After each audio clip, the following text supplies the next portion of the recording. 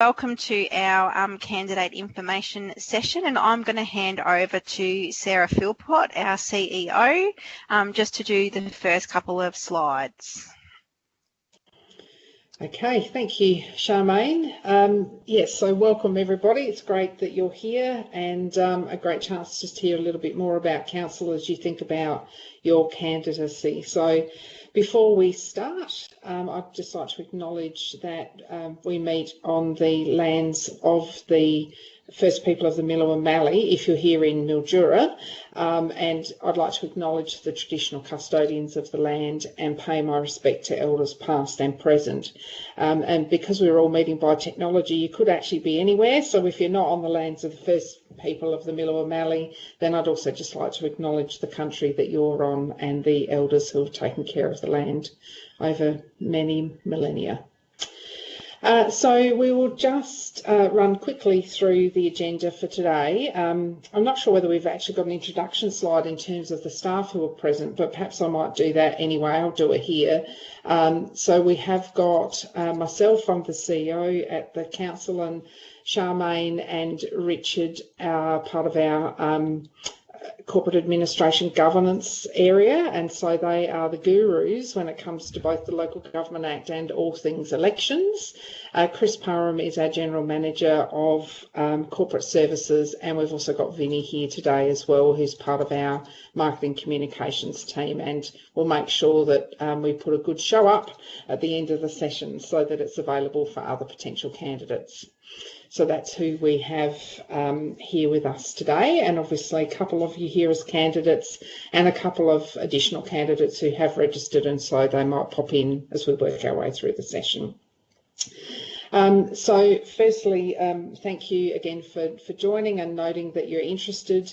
It's great to have people who are keen to be part of local government in terms of that playing that really important democratic role that councillors play, representing their community and making great decisions on behalf of the community. So for those of you who are thinking about putting your hands up, I'd just say go for it. It's probably a bit of a terrifying and exciting time, but it's really rewarding working in local government, whether you're as a councillor or as a staff member. There is so much great work that we can do that make the community better. So, so just encourage you on your thinking about that. As we go through, ask any questions. You can pop stuff into the chat line if you like, and we can respond as we go, or just ask verbally, because there's only a couple of us. We've got time. We should be able to manage it as we go through. Thanks, Charmaine. Thanks, Sarah. So like Sarah said, this is going to be a fairly informal session, so we would definitely encourage you to ask any questions that you have as we go, and there'll also be an opportunity for you to ask questions at the end if there's anything that we haven't covered today that you would like to know a bit more about. And if we can't answer your questions today, I have your contact details, so I'll make sure we follow those up and get back to you.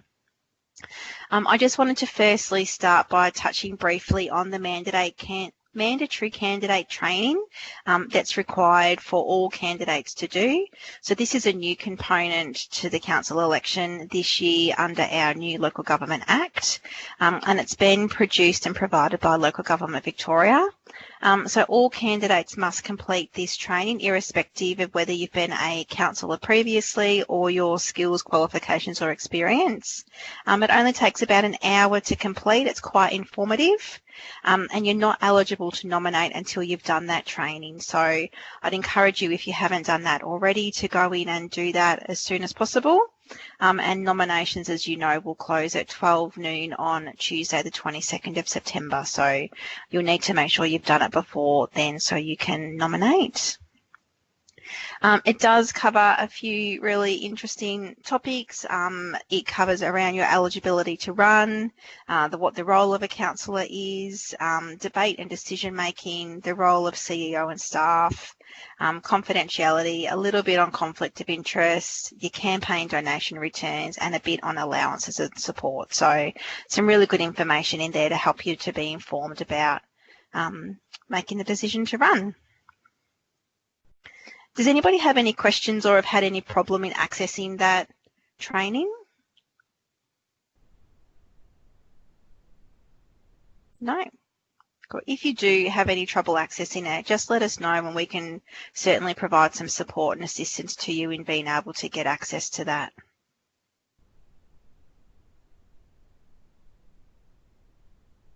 Okay, so just a little bit briefly about our municipality, and I think you've seen this sort of slide in a couple of other sessions that have been run. So our estimated population is sitting at about 55,000, and we are the largest municipal district in Victoria, and we cover nearly 10% of the state. So we have townships, Mildura, Merbein, Arbourne, Redcliffs, Oyen, and lots more. And we are an unsubdivided municipality, so that means that our 9 councillors represent the whole municipality, compared to some councils that are broken up into a ward type structure, and you might have a few councils representing each ward. Our councillors do cover that whole 22,000 square kilometres, so that provides its own challenges and opportunities as well. Putting that into a little bit of perspective, I had a look at a couple of other councils. So Bendigo, as a good example, covers 3,000 square kilometres compared to our 22, and they have 108,000 for their population compared to our 55. So when you start looking at a few other councils, you can see the differences and some of the challenges that that would represent. City of Yarra, for example, is 19 square kilometres with 98,000 people in their population. So you can see the challenges that that might face for our municipality. So this isn't a great image on the PowerPoint, but it's a copy of our organisational structure. So you'll see that reporting to the Chief Executive Officer are, well, you can't really see, but you'll get the picture. Reporting to our Chief Executive Officer are 3 departments, so corporate, development and community. And then within each of those departments is what we have called branches. So for corporate, that's branches like organisational development, information systems, finance and corporate administration. So it's a fairly typical organisational structure that you'll see across a lot of councils. And it's fairly self-explanatory. So unless anybody has any questions, I won't go into that too much further. As part of your councillor induction program, if you were successfully elected, you will actually hear from all of the managers about their branches and what they do and the challenges that they're all facing at the moment. Charmaine, are we able to get a copy of that, or can you direct us to if that's on the website so we can have a look? Yeah, absolutely, Katie. I can send that to you. Cool, thank you.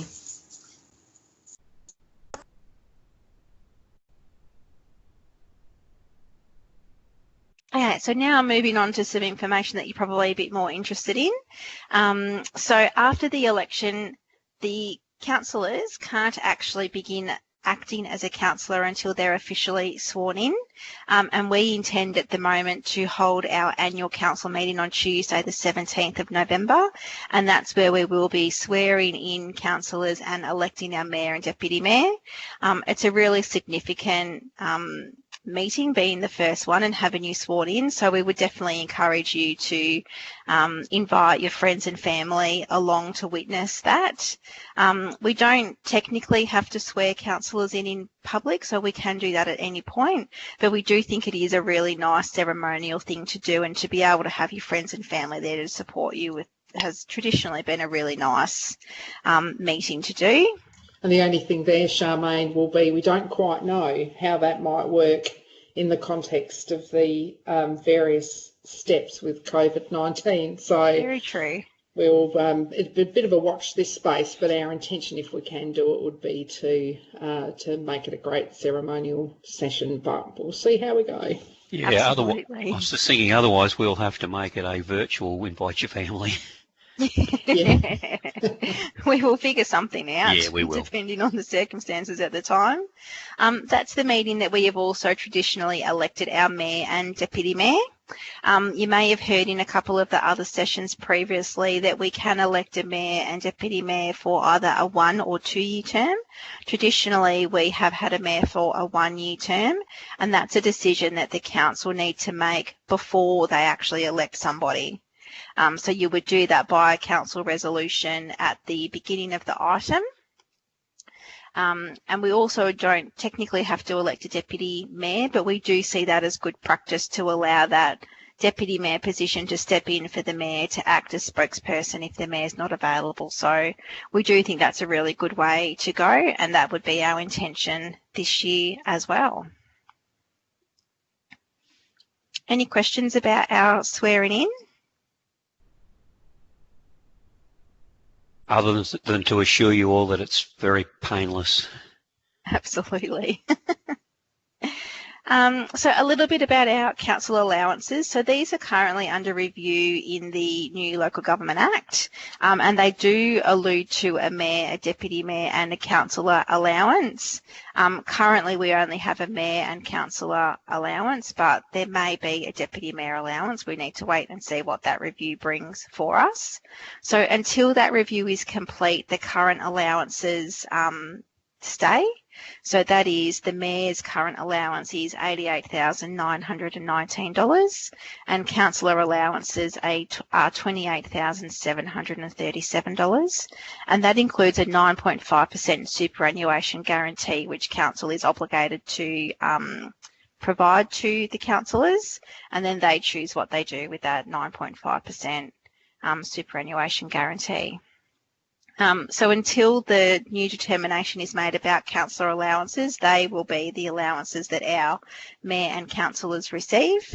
And the Act requires us to review those councillor allowances within 6 months after a general election. So we would certainly expect to have received that determination well before then, and we will obviously then align with that determination.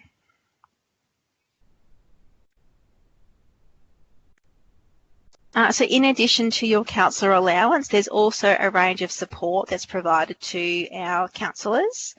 So that's in the form of appropriate computer equipment. So we're currently working on what that's going to look like for our new council, but traditionally that has either been a computer or a tablet device where you will be able to access all of the documents that are provided to you and also your councillor email address. And that's traditionally been given to councillors in the couple of weeks following a council election, and there's appropriate IT support for that equipment as well. There'll also be administration support through the CEO's office. So there is staff there that's able to support you in terms of meeting requests and responding to events that you've been invited to, and diary management and providing documents for you and those sorts of things. So they're definitely a great support for you. And you'll also have access to, obviously, our CEO and our executive staff in terms of guidance and advice from them for anything that you're not sure on or would like to discuss through. And we also have a reimbursement of expenses. So we have a council expenses policy which outlines the types of reimbursements that are available to councillors when you're performing your duties. So that includes things like your private vehicle usage, childcare costs, travel reimbursement, stationery, those sorts of things. So the council expenses policy is available on our website, and we would encourage you to have a look at that so you can see the types of reimbursements that are available while you're acting as a councillor.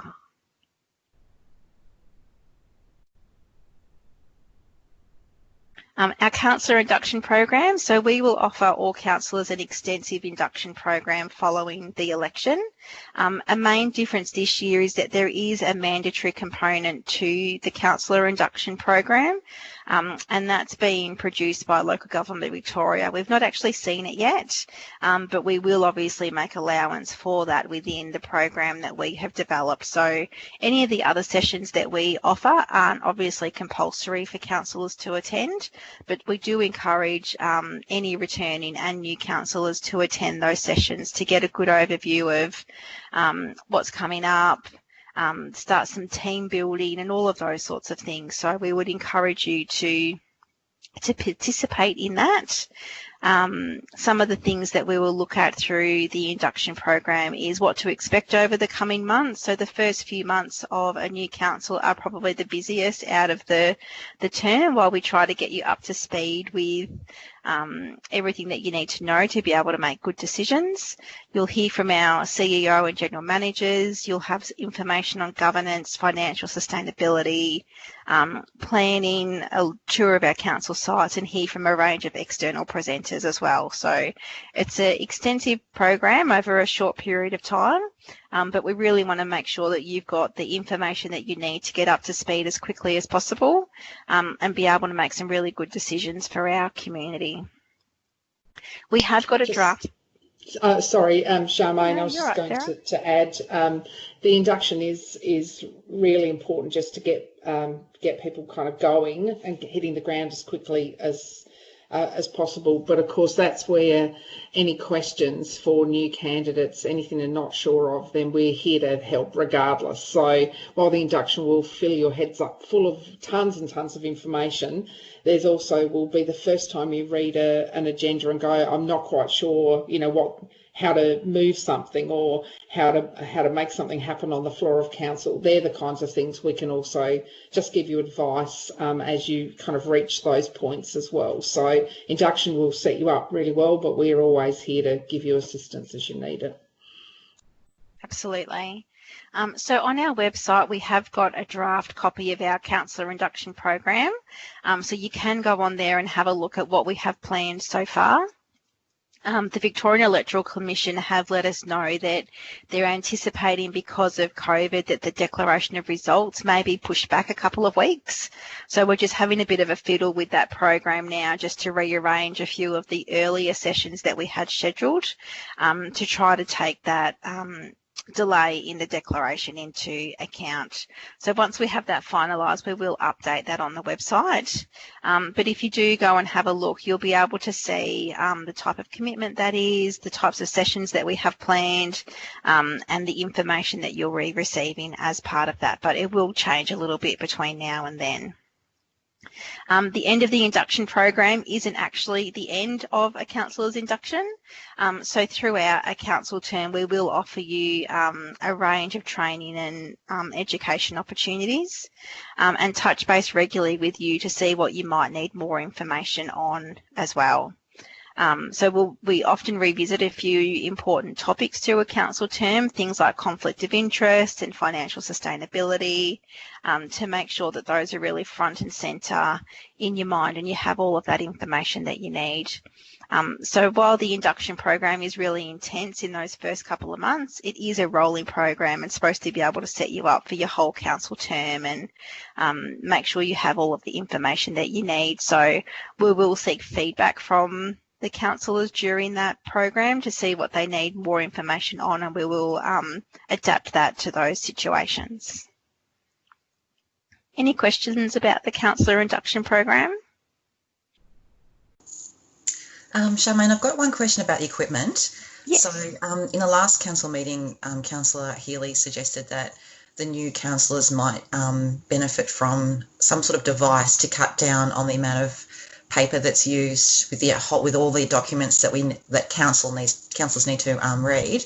Would that be in addition to the equipment that you've listed, or would that be in combination with that? So Chris might be able to talk to this a little bit, but yeah, the councillors do have equipment that they can use. Sometimes when your agendas are as big as our last one in particular, sometimes it's easier, both because of the size and how much information there is, to get that in hard copy, but we will certainly work with councillors individually around their requirements. Chris, do you know anything about the devices that are being looked at?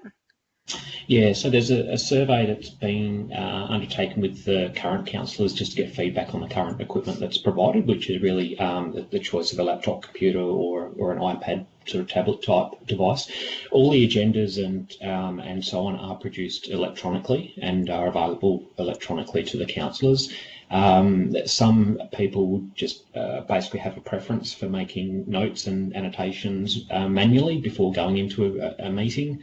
So I guess the use of paper or electronic is somewhat of an individual choice, but everything is certainly made available electronically. Where there might be a presentation to councillors, it's a bit different under the COVID situation at the moment, where we're doing everything virtually. But sometimes if there is a document or a chart or something which may appear very, very small on the screen, that might be provided in an A3 hard copy, for example. But we are sort of quite, I guess, electronic where we can be. Cool, awesome. Thank you for that. Perfect. So moving on to a bit about councillor and staff relationships. So we do have a councillor and staff interaction policy, which again is on our website for you to have a look at if you like. As a councillor, your main interaction will be with the Mayor, the CEO and the 3 general managers. There are a few other staff that you'll deal with regularly, such as our executive support staff, Richard in terms of governance, and a few others that you'll get to know along the way as well. In terms of other staff, you won't really have access to a lot of staff at council, and this is for a really important reason. There's really hefty penalties in the Act around misuse of position and either intentionally or unintentionally trying to influence staff decisions. So we obviously don't want to put either our staff or our councillors in a position where something could be misunderstood and unintentionally thought that somebody was trying to influence somebody.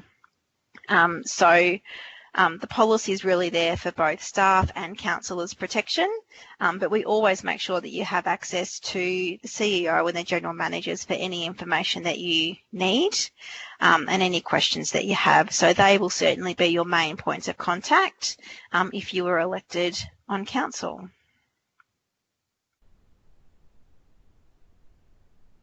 We also have a councillor code of conduct, and this will be one of the documents that councillors are involved in a review following the general election. So the purpose of the councillor code of conduct is to outline the standards of conduct expected by councillors, and it also deals with things like conflict of interest, receipt of gifts, conflict of interest, didn't I? And dispute resolution as well. So I'm not going to go into a great deal of detail about the code. It's on the website if you wanted to have a look. It's probably a really important one that you do have a read through, but the Act does require us to review and update the code of conduct within 4 months after a council election, so that will be one of the first things that we're doing with the new council, and you'll be involved in that review and you'll see the changes that are made to that code of conduct. So until that's reviewed, all councillors are bound by the current code of conduct, so we would definitely encourage you to go in and have a read of that if you get time. So moving on to a little bit about our council plan. As you're probably really aware, this is council's key strategic document, and it's focused on looking at how we're going to achieve our vision.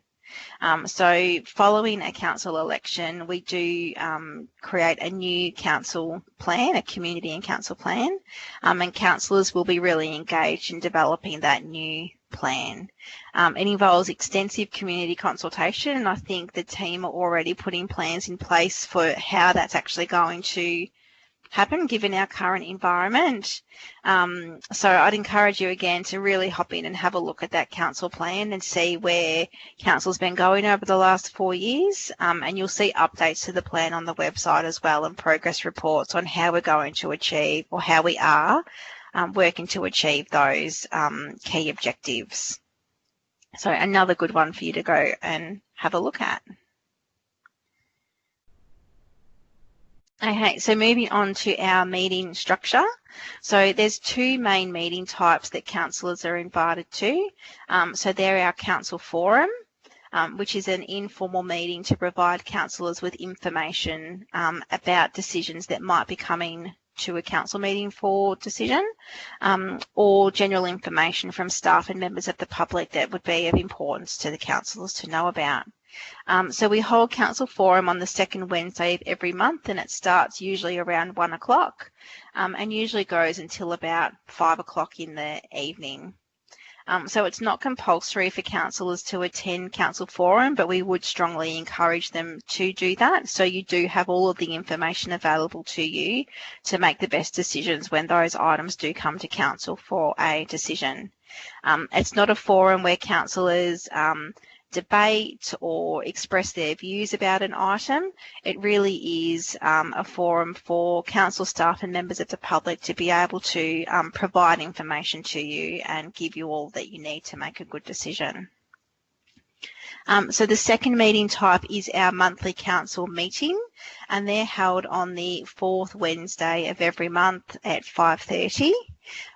So it is mandatory for councillors to attend council meetings, and there are provisions in the Act which allows which requires a councillor to seek leave of absence. If you haven't sought leave of absence for 4 consecutive meetings, then you wouldn't actually be eligible to be a councillor anymore. So we've obviously never had that sort of situation occur, and are quite flexible in providing leave to councillors when that is needed. So since COVID, we've been live streaming our council meetings, so I hope you've gone on and had a watch at those, and you'll be able to see how those meeting procedures work. Last month's was a doozy, so that's a really good one to go and have a look at, because there were lots of really interesting procedural aspects through that meeting that would be good for you to see. But we would encourage you to watch those meetings. Usually we would say come along and watch the meeting in person, but we obviously can't do that at the moment. So we would encourage you to engage in those, and if you can't watch the meeting when it's held, they are on the website, so you can go back and have a look and see how those actually happen. So we don't expect that you will know coming into council how to actually participate in the council meeting. So that's one of the first things that we will go through with councillors around our governance rules and how you debate and move motions and amendments and all of those sorts of things. So we will definitely give you the tools that you need to be able to actively participate in those meetings from the very beginning. As Sarah said, we want you up to speed as quickly as possible. So a little bit here on anticipated workload. So this really varies depending on the individual and how much you want to participate, how many committee meetings you want to go to, how many community events you get invited to and want to attend. So we will provide agendas for our main meetings, so council forum, council meetings and a few others. So there's obviously reading work involved in looking at those. Councillors will be allocated a portfolio, which we'll talk about in a little bit. You will receive contact from community members, so that will be on a really wide range of issues around this has happened on my nature strip, or budget time. Obviously, councils get a lot of contact from the community around budget time. You'll also be invited to lots of ceremonial type events like citizenship and award ceremonies, and various other forms of communication from staff and members of the public.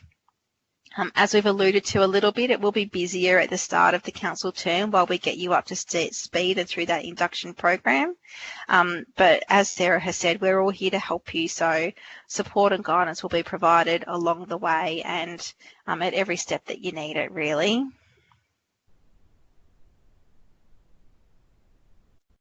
Here's a couple of examples of decisions that you're likely to be involved with if you get onto council. So you get a really good variety of information coming to you as councillors. So that might be in terms of planning scheme amendments, so looking at the long-term planning for our municipality, grant funding, policies. We have lots of policies, so you'll see a lot of those coming through. Planning permit applications is obviously a really obvious one that you'll be involved with, as are things like the budget, our council plan and our annual report. So a really good variety of decisions come to council, and I think you won't be disappointed in the range of information that you get and the types of decisions that you're involved in making. So conflict of interest has received a bit of a refresh in our new Local Government Act, and the changes to conflict of interest come into effect following the election. So conflict of interest will be one that we really focus a lot on through the induction program and have some very specific sessions around what conflict of interest is and how you will apply it as a counsellor. But we have moved away from the range of conflicts of interest that you will have traditionally heard people declare at a council meeting, and we've moved to a general and a material conflict of interest. And there are some exemptions to that, things like where it's held in common with other residents and ratepayers, where the conflict is so insignificant that it wouldn't have an impact. So there are some exemptions. And I'm not going to work through the conflict of interest stuff today, but it would be worth you going and having a look at the Local Government Act and the conflict of interest section and seeing what that's about. So we have had some councillors in the previous rules that conflict of interest has impacted more than others.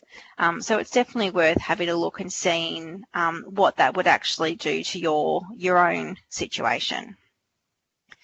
So obviously in terms of conflict of interest, where a councillor determines that they do have a conflict of interest, they're not able to take part in any decision making or discussions around that matter. So that includes it, forum, other meeting types. It's not just council meeting. And conflict of interest doesn't only apply to councillors, it applies to us as staff as well.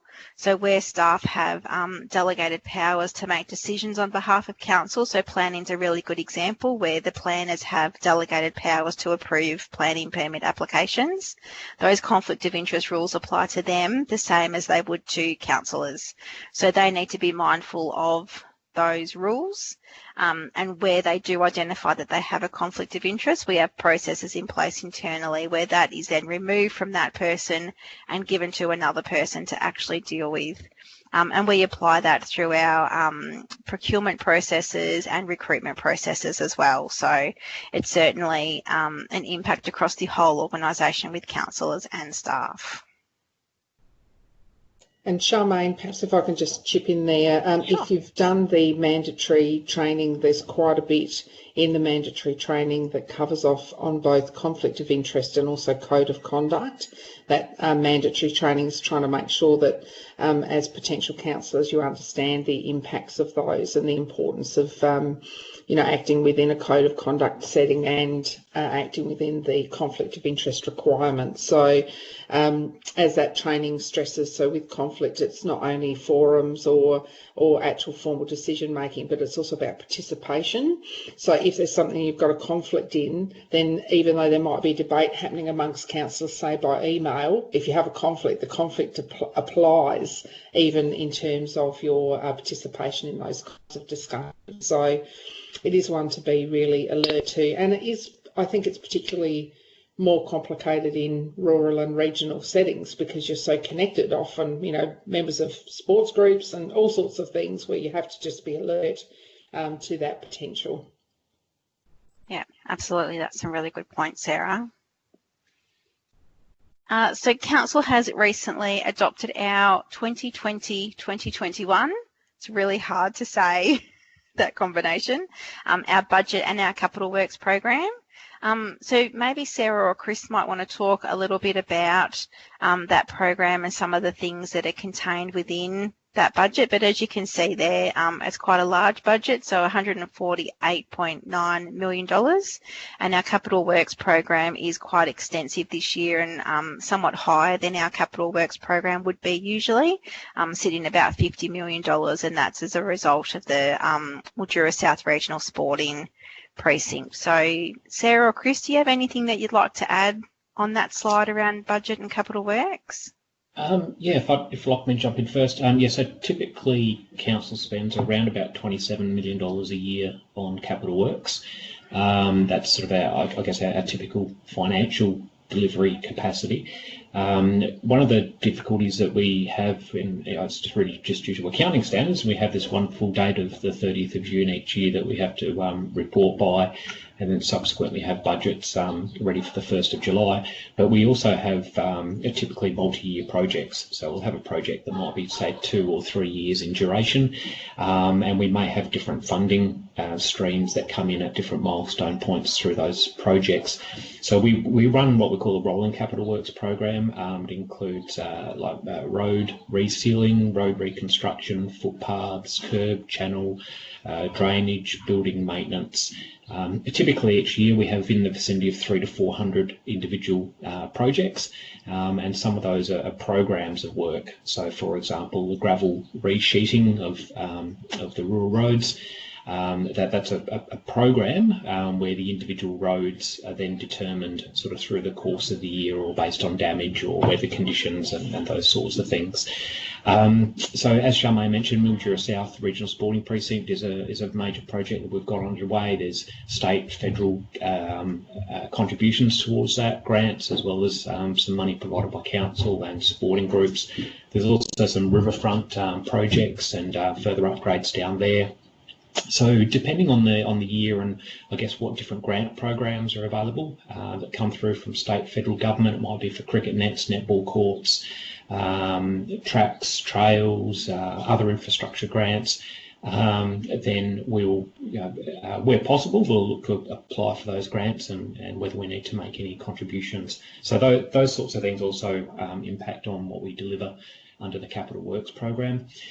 Within the main sort of operational budget side of things, that is assists in terms of delivering in excess of 100 different services, and it really is quite literally cradle to grave, whether there's a newborn child and the council gets the notification and we initiate the first maternal child health appointment, right through to looking after kindergartens, parks, playgrounds, libraries, swimming pools, art centres, and then into the aged care side of things as well, with home and community care services and personal care and gardening maintenance, and literally to the grave in terms of the two cemeteries that council also operates.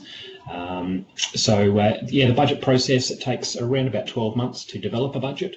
So in order to have a budget adopted by the 1st of July of each year, we typically start in August of the year prior to get that in place and go through the public consultation process, work with councillors extensively to then have something adopted and in place by 1st of July. Anything else to add, Sarah?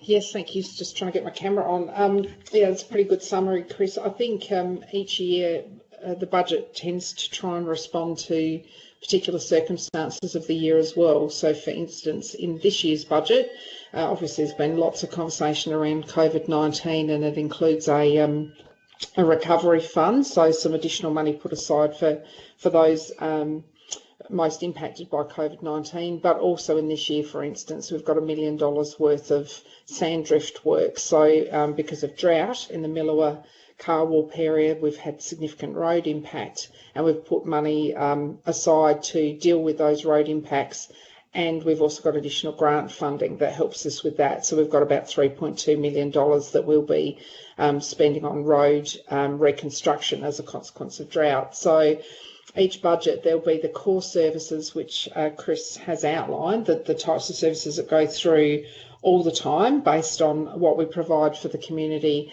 And then there may be particular items that we put a focus on in a budget depending on what's going on more generally in the community. So that tends to be the way they work. But because we've got the 100+ services, a lot of our budget is already determined by virtue of continuing the level of service that we're already providing. So that provides the basis for our budget, and then we're also seeing what we can do that's more continues to be responsive. So we also have a program of doing service reviews so that we do have a look at our service levels and work out if there's smarter ways we can be delivering what we need to for the community.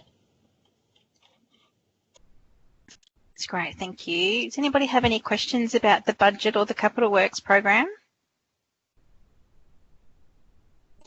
Should say there, Charmaine, of course, one of the big items is Mildura South Regional Sporting Complex in our Capital Works program. It might have been mentioned along the way, but it's a great example, as Chris talked about, where it's a multi-year project and it's funded across 3 levels of government. So it's a good example of where council's contribution matches up with grant funding, but it does get delivered over multiple budgets, not just one budget.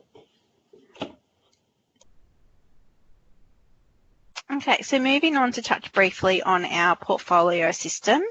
So the purpose of the portfolio system is to give councillors an in-depth understanding of the portfolio area that they have been assigned to. So this doesn't take away councillors' responsibility to be across issues and represent the community on sort of all aspects, but it has been a really successful way in sort of divvying up the work and responsibilities across councillors rather than trying to have all 9 councillors be fully across all areas. So the portfolio areas are listed on the screen there, and they're traditionally allocated to councillors around November each year. And we obviously have conversations with councillors around which or who's going to be allocated to each portfolio. And we try our best to align that with interests of those councillors, because obviously if you're interested in an area, you're probably going to actively participate in that more. It's not always achievable, but we do our best to try to align the interests of councillors with those portfolio areas. So if you're successful in your campaign, you'll learn a bit more about our portfolio system then as well. So I'm not going to touch on these sections too much because I think you have seen them in a couple of other sessions that have been run. So looking at a bit about what's coming up for our municipality, and there really are some exciting and challenging things along the way. So Sarah might want to expand on this one a little bit more if she likes, but we've obviously got the rate capping framework that councils all work between, the development of our new community and council plan, which will be a key document that the councillors are involved in developing, our long-term strategy for the management of waste and our ongoing asset renewal program, increasing community awareness of our services, and continuing to roll out a couple of those major projects that we have under development as well, being the Riverfront redevelopment and the Mildura South Regional Sporting Precinct. So Sarah, did you have anything that you wanted to add to that? No, I think they are some of the key things that we'll always be working our way through. Certainly with a new term of council, there'll be lots of that intensive time in the beginning that is about getting you up to speed and building the teamwork that's really required to make it successful for the term. That's teamwork amongst the councillors and understanding a relationship with the administration. So that's kind of a bit of an internal focus for us, sitting alongside the delivery. And I can't remember, Charmaine, if you've already mentioned, but there is a new Local Government Act, and so a whole bunch of the requirements around that are coming into play as well. So we'll also be putting a bit of a focus on that internally to make sure that we've got you all set up properly under the new Act.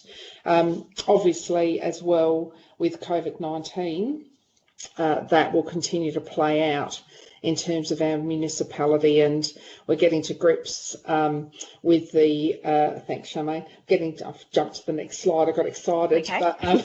But we're getting to grips with what the roadmap announcement meant from yesterday, and obviously a bit of a change in that, but also some of sectors of our business community which will continue to be really heavily impacted as the state tries to balance the public health outcomes and the economic outcomes for the community. So that will continue to be a challenge for us. And I might run through this slide actually, Charmaine, since I'm on a roll here. But as Charmaine flagged when we started talking earlier about the size of the municipality, it can be a real challenge, and there's a richness to it and a difficulty with it. The richness is that each of these smaller communities has a great sense of community and its own identity and feeling, but also for some of our more remote communities, they can feel like they're a long way away from Mildura.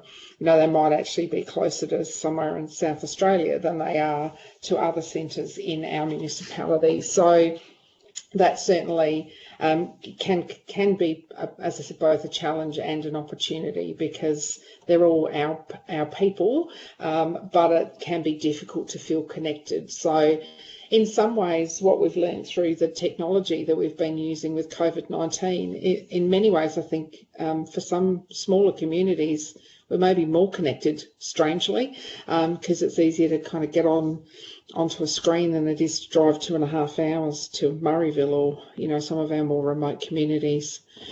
We also have ageing infrastructure. So with all local government, the infrastructure and asset base, it continues to be a challenge. You know, we've got lots and lots of roads over many thousands of kilometres, and not just roads but also buildings and so on, and all of those assets provide great resources for the community, but they all require upkeep. So we do have to manage those, thinking about them not only in the context of this year and this budget, but also that longer term sustainability. One of the things that I think it's important for us to talk about with our community as well is there is a significant level of social disadvantage. So we know that we are overrepresented in indicators such as domestic violence, drug and alcohol use, lower educational attainment, lower access to internet and information. So there's a range of different social indicators that really do impact on the wellbeing of our community. And so when Council has turned its mind to this, part of the reason for things like the Mildura Future Ready program is not just to build great things for the community, but also to provide projects that give people employment opportunities, give them opportunities for participation and some of those other things which deal with the underlying determinants of health and well-being. So we know that if people have got great educational opportunities, employment opportunities, that they've got good food security and housing security and a whole bunch of those underlying things that make it possible for people to be their best in their lives. So we play a significant role in that with many of the services that we provide. Another challenge there is about cost shifting. You'll hear us talk about that a bit, and that is where a program might be started or might be a responsibility that goes across governments or is partly local governments, and then all of a sudden a change happens and we end up picking up more of the cost. And so that has happened in a whole bunch of different areas. You know, examples might be increasing EPA levies for waste, for instance, or where we might have had a community program that's around community safety, and you set up an expectation in the community about what we'll do about that, and then the funding stops, and we have to make a decision about whether we continue to provide those services or not. And the other one I mentioned earlier, which is about the impact of drought on roads infrastructure.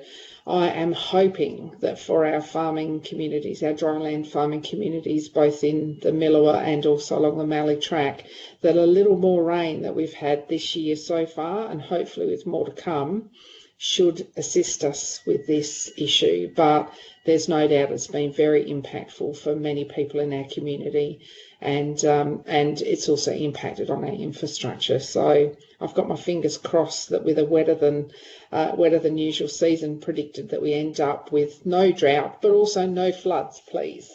It's an embarrassment of riches one way or the other usually. So yeah, so there are a few of the challenges. Thanks, Sarah. So we're just about finished for today. So this is just where you can get some more information. So I'm sure you're already across all of these sites, but I thought it would be a good opportunity just to let you know of them.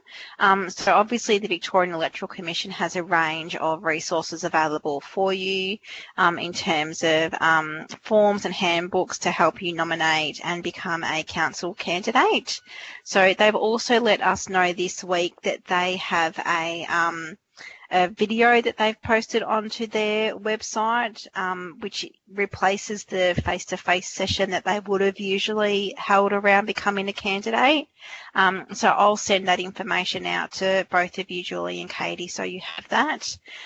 They're also facilitating 3 statewide sessions, which you can attend, and they will be based on the video that is up now. So Local Government Victoria also has their safe campaigning guidelines, and they are being adapted as the COVID restrictions change. So keep an eye on that to make sure you have the most up-to-date version. I assume they'll be doing a bit of work on that given the latest roadmap announcements. There's a Stand for Council website. The Victorian Local Governance Association also has a range of sessions that you can participate in, and a really good campaign toolkit as well. And we've got all the links for those on our website too, so you don't have to remember what they are. You can just hop onto the website and get to each of those as well. Do hope it's given you some information that you didn't already have. I know there's lots of sessions going on, so we didn't want to be duplicating what other people were doing. And I guess we really wish you the best of luck through your campaign, and we're really looking forward to working with our new group of councillors when they're elected. So any other questions, feel free to reach out to us or the Victorian Electoral Commission if you're not sure on campaigning or eligibility to nominate or any of those sorts of things. So there's lots of resources and people available to assist you as best we can.